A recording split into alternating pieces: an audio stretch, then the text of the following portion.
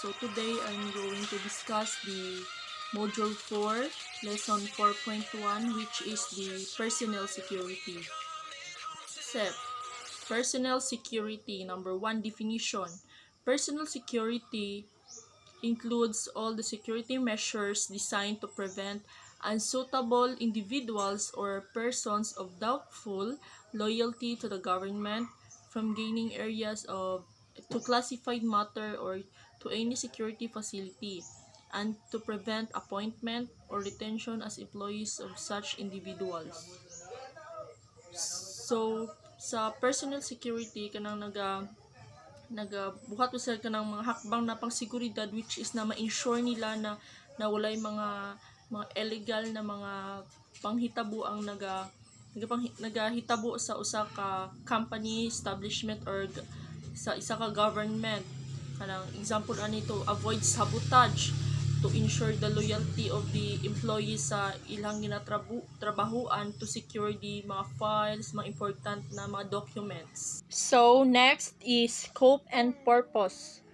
Personnel security generally embraces such security measures as personnel security investigation, security orientation and indoctrination, and security education, as well ensure the prevention of unsuitable individuals or persons of doubtful loyalty to the government from gaining access to classified matter or being appointed, employed, or retained as employees. Scope and the purpose. So, sa scope and purpose of the personal security, kanang nagunsa sila hukbong na pagsiguridad, which is involved diri nag-embraces ang kanang mga security investigation, security orientation, indoctrination, which is kanang ginadoktrinahan jud nilang taman ang mga employees or mga security guards, which is kanang makaunsa jud sila kanang loyalty ba, kanang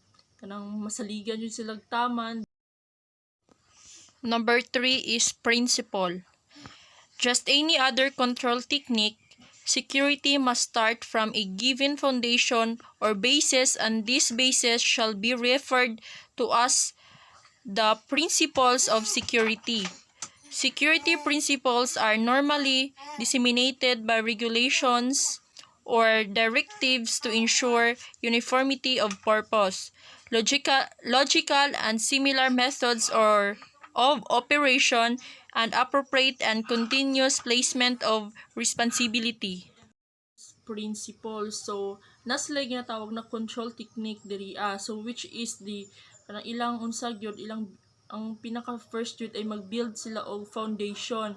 So, kanang foundation niya na kanang dapat naka-basis po na siya sa gina-required na principles of the security. So, yung security principle, so dapat na siya gina-disseminate na siya with regulation kay para ang mga information na mag-abot is kanang uniformity. So ang gina-purpose nila na is uniformity purpose. So ibig sabihin na para magka-pareho ang mga informasyon, dili lahi-lahi ang mga informasyon na nag-abot sa mga tao or personnel.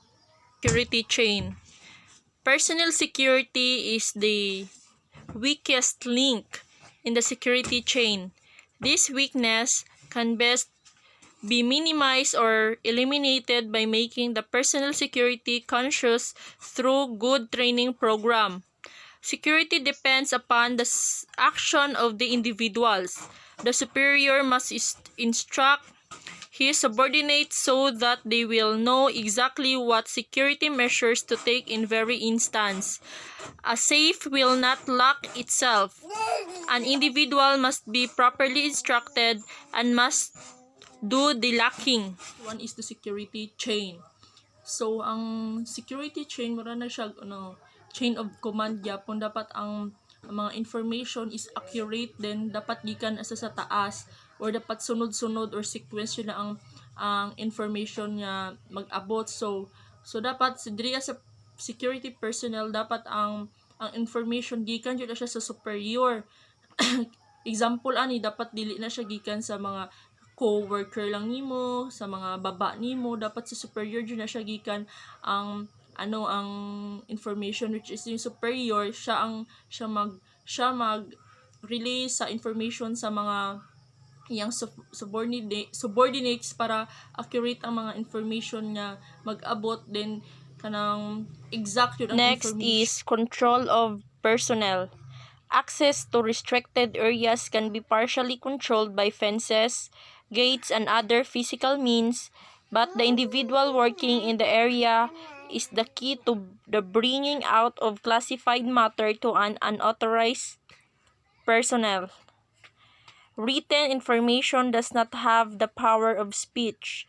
Only the individual has knowledge of this written information can pass it to the unauthorized personnel if he unguardedly talks about information.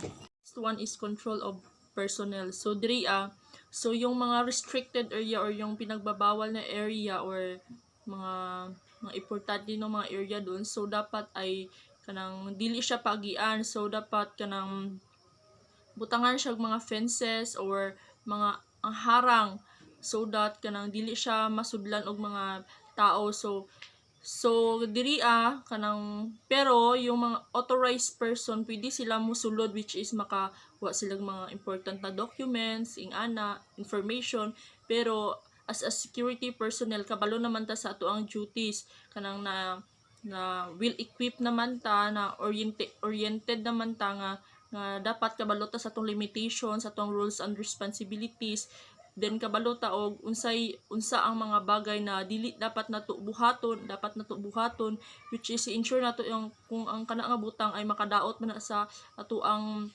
ginatrabahuan or mga reputasyon sa atong company nga gisudlan.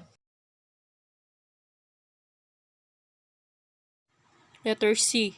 Objectives of personnel security. Number 1. To provide the standards and procedures necessary to ensure the appointment, employment of retention of suitable and loyal individuals. Number 2. To develop the necessary and proper security discipline among the applicants and employees, as well as protect and preserve the security interests of organization. Number 3. Inculcate the desirable security attitudes and habits among the applicants and the employees. The objectives of personal security is dapat kanang sila ay dapat to mag-provide sila og mga standards and procedures. Then dapat may na sila proper security discipline, or dapat mag-implement sila og mag-teach pud sila og mga proper etiquette, which is it can help to protect yung mga to protect the security of the agency. So example ani kay katong dapat makabalo sila unsay mga ilang mga rules and responsibility. Example ani yung mga 11 GOs dapat kabalo sila ato, then kay sa ato na paraan ma-avoid nila or mabuhat nila kung unsa ilang mga duties, mga ilang mga responsibilities, then kabalo sila sa ilang mga limitation wherein unsa ang dapat dili nila buhaton in terms na naga-duty pa sila or within sa sulod pa sila sa usa ka establishment. So the next one is letter D, basic policies in personal security. Number 1, no person is entitled solely by virtue of his grade or position to knowledge or possession of classified matter shall be entrusted only to those individuals whose official duty require such knowledge or possession and who have been granted the proper clearance. Number 2, all personnel whose duties require to classified matter shall be subject to a security investigation to determine eligibility for the required security clearance. Number 3, all personnel shall undergo security orientation, indoctrination, and security education. So, sa basic principles of personnel, so dapat ang mga employees or mga security guards dapat sila ay kanang well trained jud na sila or well oriented, kay para kabalo na sila kung unsay mga buhaton nila, unsay mga tama ug mali, then dapat i-undergo po na sila sa investigation para mahibal-an kung qualified ba jud sila sa ingana na trabaho or sa mga task na gihatag or gi-assign sa ilaha. Next is letter E. Control of personnel in the physical facility. In every installation, the use of protective barriers, security lighting, communication, and electronics hardwares provides physical safeguards, but these are insufficient to maximize the effort of the guard force. A control point must be established for positive personal identification and check system. This is to ensure that only those persons who have the right and authority will be given the necessary access to the area. So we have the two types of personal identification. Letter A, personal recognition, familiarity of the person's characteristics. Letter B, artificial recognition, identification cards, passes, password, or etc. So, natay two types of personal identification. So, dapat as a employee sa isa ka company, kabaluta or dapat familiar ta sa mga tao nga naka-employ didto then sa hanbang sa mga security guard kabaluta sa ilang mga characteristics, ilang mga pag-uugali sa silang mga nawong. Then napod sila yung mga artificial recognition example ani kay mga kanang mga passwords nila, mga cards or passes dapat makabaluta ana. Letter F, the visitors movement control. Security should establish proper methods of establishing the authority of admission of visitors as well as the limitation to threat. This security measure would depend on the sensibility of installation but could include the following. First, number 1, visitors logbook. Number 2, photograph. Number 3, escort. Number 4, visitor entrances. Number 5, time travel. Number 6, access list. So, sa visitors movement control, so, dapat kanang kabaluta mo control sa mga visitors na naga-visit dito sa isa ka company or sa isa ka establishment kay sa ingani na paraan kay maiwasan nato ang mga crime na unexpected na mahitabo. So dapat na po yung mga logbook na visitors logbook, then photograph sa ingani na way kay dali nato sila malocate halimbawa kung may mga panghitabo nga mga krimen sa sulod. So kabaluta or dali na to malocate kung kinsa tong mga tao nga nagsulod or involved kay na naman siya yung mga nakaunsan man sila dito, nakalagin na sila dito, nakalogbook na sila yung mga photograph. Then dapat kanang ang mga visitors kay na sila sarili na ng mga entrances para mahibalaan dali nato nga kung kinsa ang nagsulod or kanang employees ba sila or mga visitors. Then dapat napoy kanang mga time na naihatag sa ilaha kung hantud unsa oras lang sila nga time mag-visit diha. G, package movement control. So we have a number 1, no packages shall be authorized to be brought inside the industrial installation, offices, and work area without proper authority. This basic precept help reduce if not eliminate pilferage, industrial spoilage, or sabotage. So sa usa ka establishment dapat ginabawal jud na ang mga kanang mag-receive or ipasulod ang mga packages kay wala tay kabalo nag gisabotage na di ay to. Then ang mga sa sulod ato kay mga example na may mga bomba ana, so dapat dili jud ta mo allow og pasulod ana. Kung halimbawa kung pasulod man dapat i-check jud nato siya taman para safety siya. So we have the number 2, outgoing packages carried by personnel should be closely inspected, and those in vehicle should also be checked as many pilfered items are hidden in the surface of the vehicles leaving the compound. So sa mga sakyanan po dapat i-check po nato ang mga sakyanan basig ang mga sulod sila mga sakinan basig may gidala sila ing ana. So dapat kanang i-check jud nato siya, i-check nato na kay basig sa mga hidden na mga unsa sa mga parts sa sakyanan basig ipang tago dito ang mga illegal na mga dalaunon sa sulod. So we have na number 3, any personal or visitors entering the installation with a package should deposit the same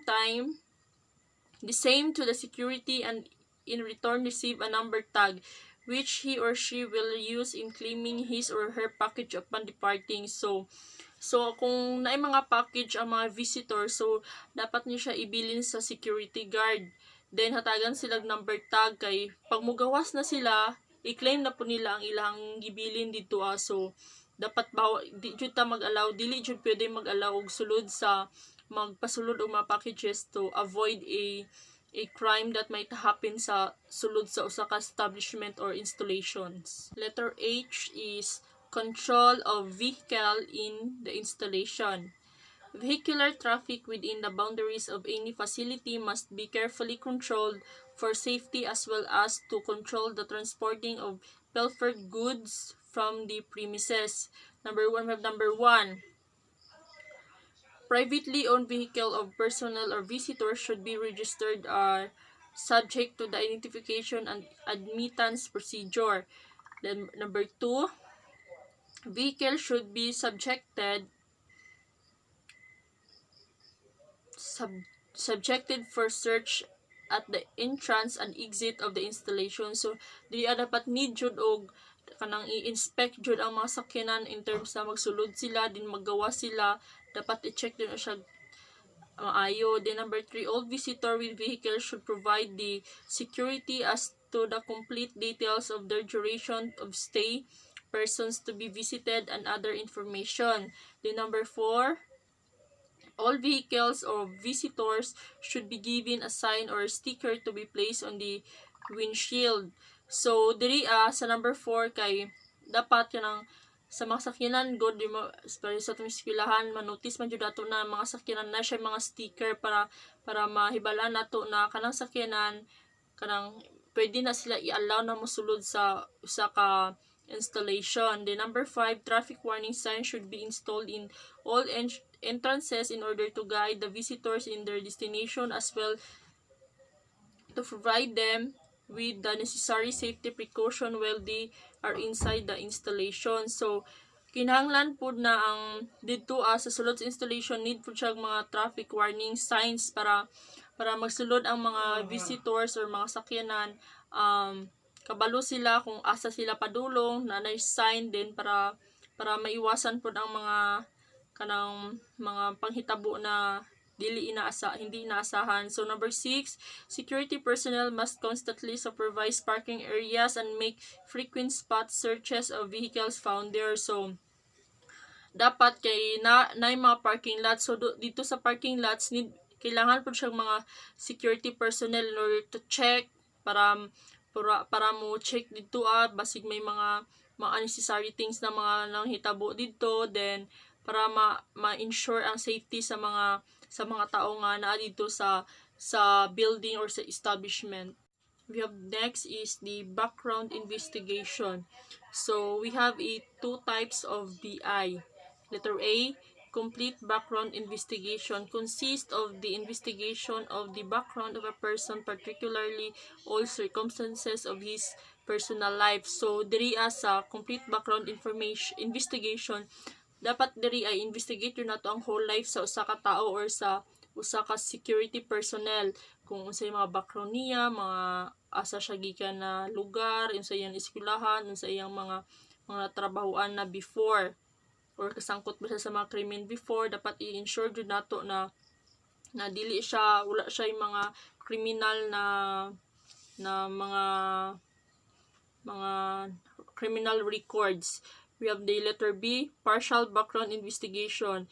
Consists of the investigation of the background of an individual but limited only to some of the circumstances of his personal life which are deemed pertinent investigation. So diri as a partial background investigation, so dili jud ni siya whole life niya ang ato ang i-investigate, which is kanang mga important na mga information lang ang kailangan nato nga mahibal-an sa iya, which is nga magamit nato para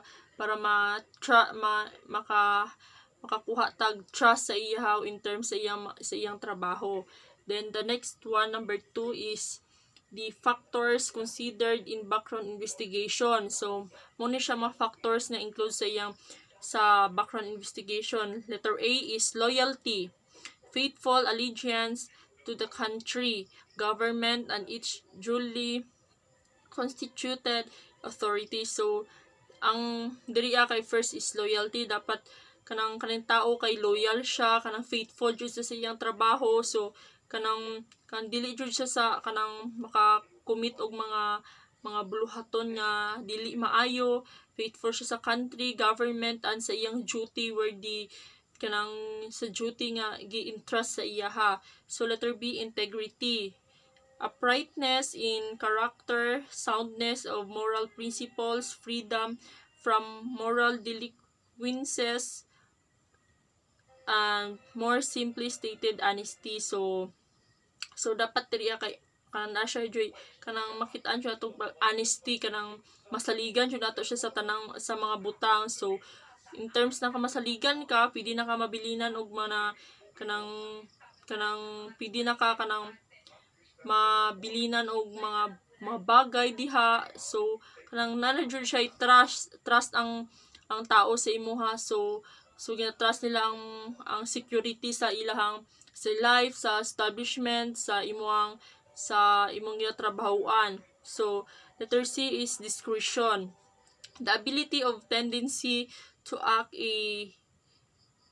decide with prudence, the habit of wise judgment, or simply stated good judgment. So mo na siyang letter C, discretion. Letter D, moral, distinctive identifying qualities which serve as an index to the essential of intrinsic nature of persons, his outward manifestation, personal traits, or moral habits. So mo ni siyang moral, ang unsa na dira kanang mga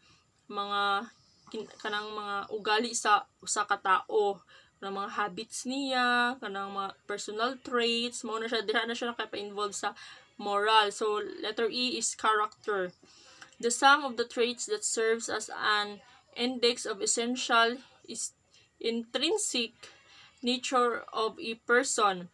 It is the aggregate of distinctive mental and moral qualities that have been impressed by nature, education, and habit upon the individual. So naka-appeal po ni siya sa factors consider the background investigation ang character. Dapat kanang may balaan na to ang character sa usa ka tao, which is kanang kay importante manguna siya kay makuha na to ang character kung asa tagkikan, unsay natudlo sa atua ato ang nature sa atong background sa atong society nga na.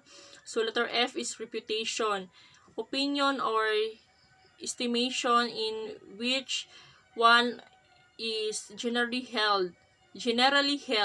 It is what one reported to be, whereas character is what a person's is. So mao ni siya ang tanan na kanang letter A to F, mao ni siya ang factors considered in background investigation. General, so need yun na to studyhan or mahibal-an ang module 4, which is personnel security, kay sa diri na paraan diri na ang mahibal-an na nato ang mga etiquette, mga proper na mga duties and responsibilities sa usa ka personnel.